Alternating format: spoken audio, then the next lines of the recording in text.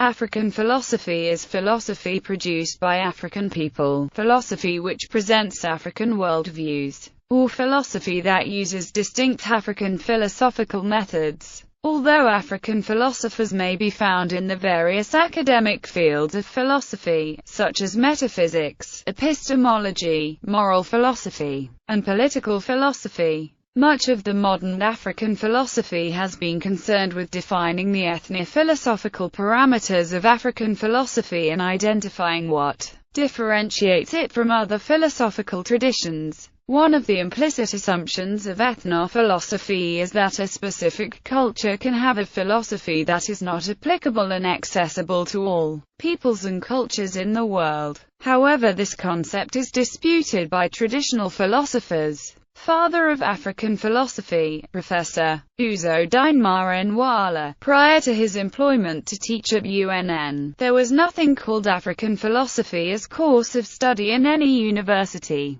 All we were taught as students were Western philosophy. Nothing like African philosophy existed anywhere. In fact, many years after the introduction of the courses, there still remained arguments among experts whether there was really African philosophy. He was awarded the Amy Seizure Award in 2013 at the University of Abuja. African philosophy can be formally defined as a critical thinking by Africans on their experiences of reality. Nigerian-born philosopher K.C. Anyanwu defined African philosophy as that which concerns itself with the way in which African people of the past and present make sense of their destiny and of the world in which they live. In this regard, African philosophy is a critical reflection on African leaderships in the administration of their duties towards their citizens, the morally blameworthiness or praiseworthiness of it. It will also provide possible solutions to the problems experienced in African governances.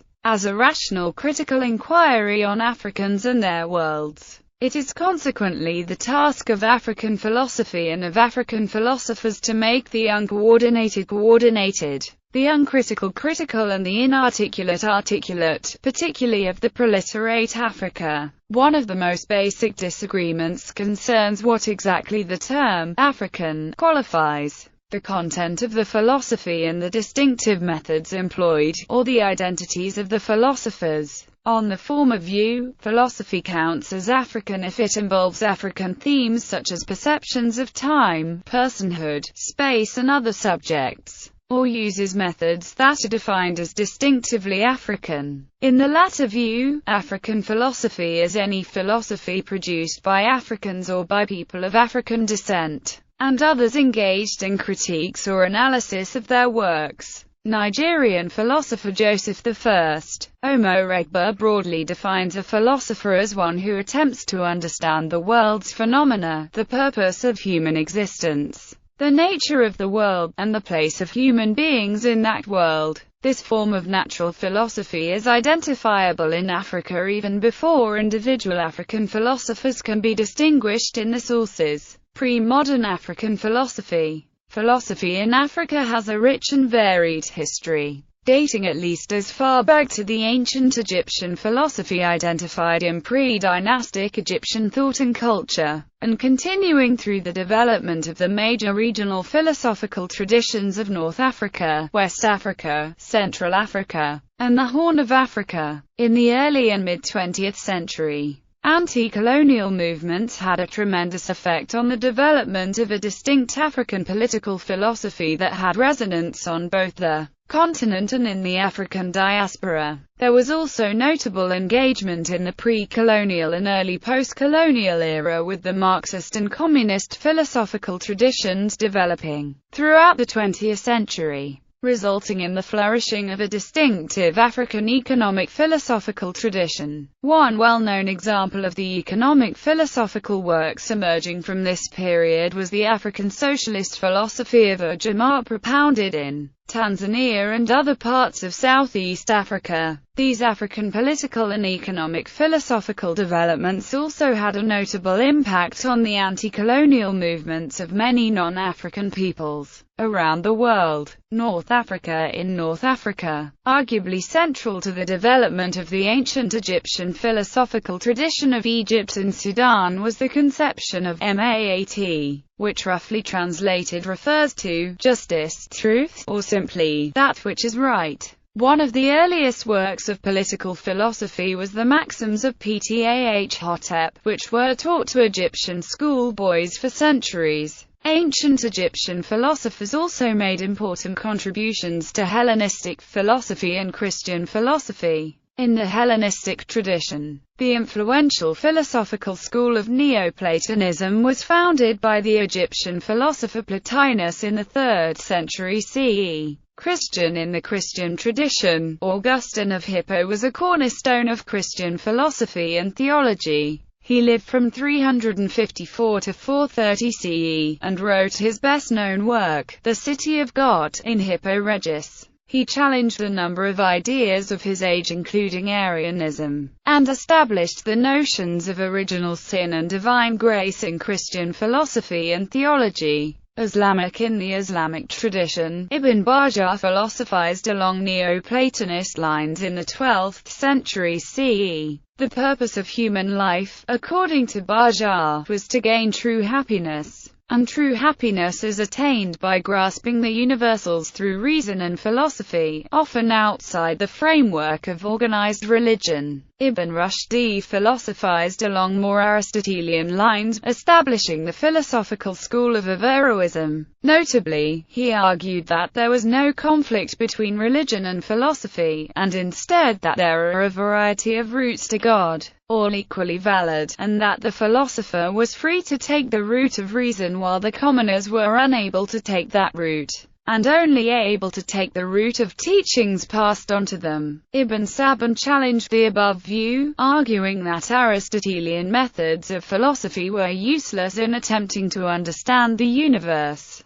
because those ideas failed to mirror the basic unity of the universe with itself and with God, so that true understanding required a different method of reasoning. West Africa. The most prominent of West Africa's pre-modern philosophical traditions have been identified as that of the Yoruba philosophical tradition and the distinctive worldview that emerges from it over thousands of years of its development, as well as the cosmologies and philosophies of the Akan, Dogon and Dahomey. Historically, the West African and North African philosophical traditions have had a significant impact on Islamic philosophy as a whole, as much of the Islamic philosophical tradition was subject to the influence of scholars born or working in the African continent in centers of learning such as Cairo in Egypt and Timbuktu in Mali. Many of these intellectuals and scholars created a philosophical tradition in these cities. Horn of Africa. In the Horn of Africa, there are a number of sources documenting the development of a distinct Ethiopian philosophy from the first millennium onwards. Among the most notable examples from this tradition emerge from the work of the 17th century philosopher Ziraikab, and that of his disciple. Southern Africa. In Southern Africa and Southeast Africa, the development of a distinctive Bantu philosophy addressing the nature of existence,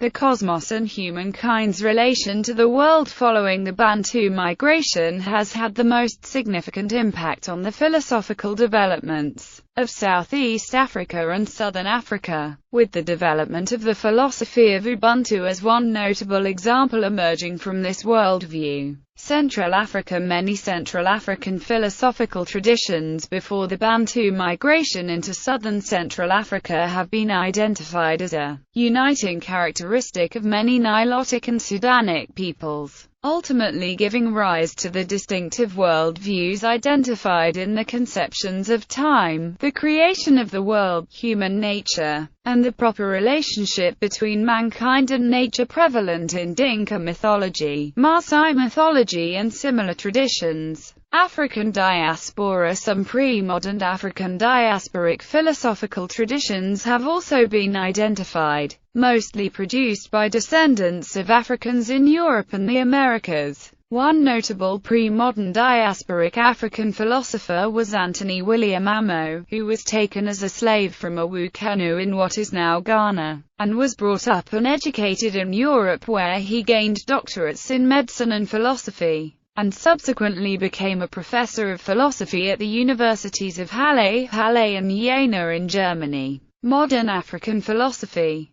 Kenyan philosopher Henry Odera Oruka has distinguished what he calls four trends in modern African philosophy: ethnophilosophy, philosophical sagacity, nationalistic ideological philosophy, and professional philosophy. In fact, it would be more realistic to call them candidates for the position of African philosophy, with the understanding that more than one of them might fit the bill. In the African diaspora, American philosopher Maulana Karinga has also been notable in presenting varied definitions for understanding modern African philosophy, especially as it relates to its earliest sources. Ethnophilosophy and philosophical sagacity. Ethnophilosophy has been used to record the beliefs found in African cultures. Such an approach treats African philosophy as consisting in a set of shared beliefs, values, categories, and assumptions that are implicit in the language, practices, and beliefs of African cultures. In short, the uniquely African worldview. As such,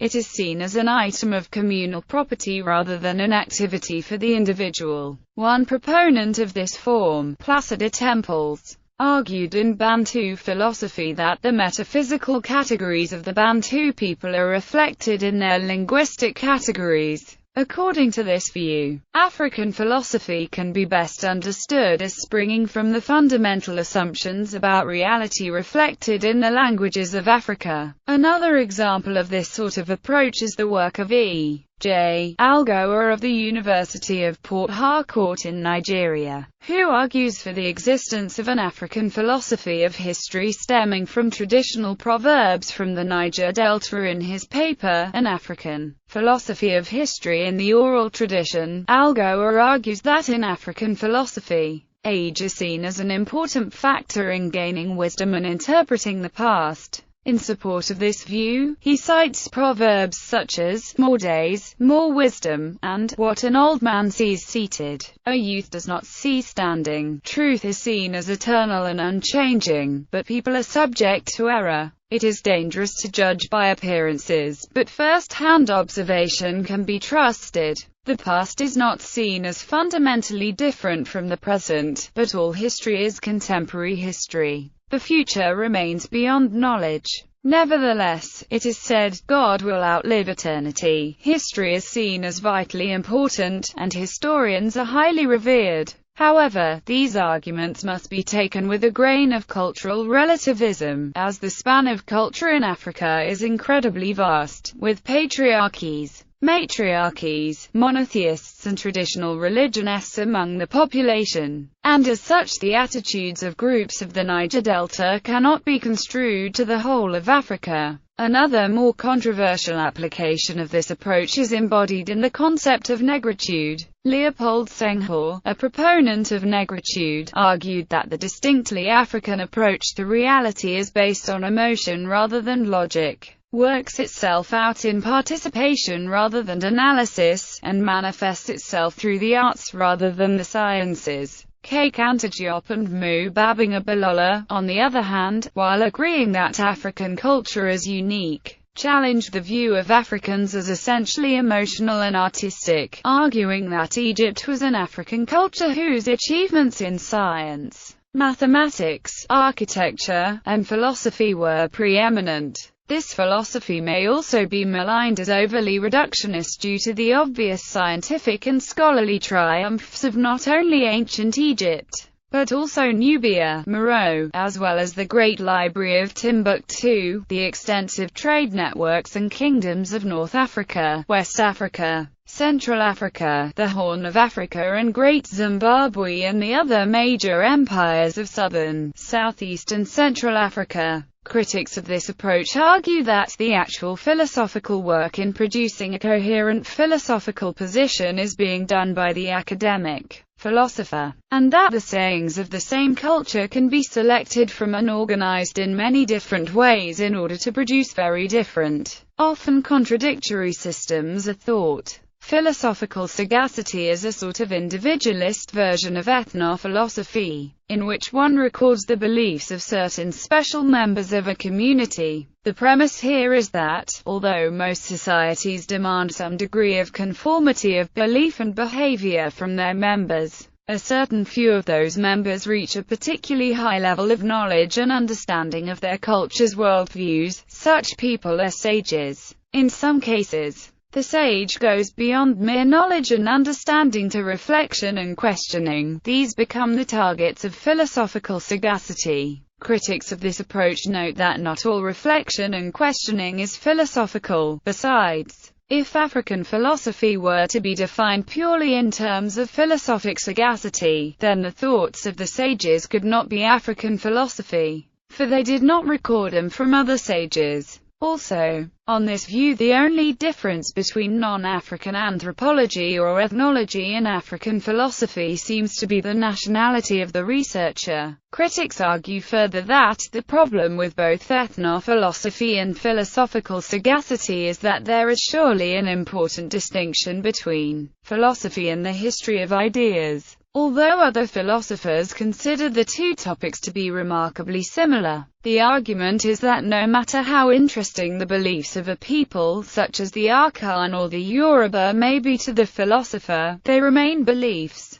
not philosophy. To call them philosophy is to use a secondary sense of that term, such as in, my philosophy is live and let live. Professional philosophy is usually identified as that produced by African philosophers trained in the Western philosophical tradition, that embraces a universal view of the methods and concerns of philosophy. Those philosophers identified in this category often explicitly reject the assumptions of ethnophilosophy and adopt a universalist worldview of philosophy that requires all philosophy to be accessible and applicable to all peoples and cultures in the world. This is even if the specific philosophical questions prioritized by individual national or regional philosophies may differ. Some African philosophers classified in this category are Paul and Houghton G. Peter Bodunrin, Kwashi Wayadu, Zenai Sirikwe Bahan, Marci and TOWA and Lansana Keita. Nationalist and ideological philosophy. Nationalist ideological philosophy might be considered a special case of philosophic sagacity, in which not sages but ideologues are the subjects. Alternatively, it has been considered as a subcategory of professional political philosophy.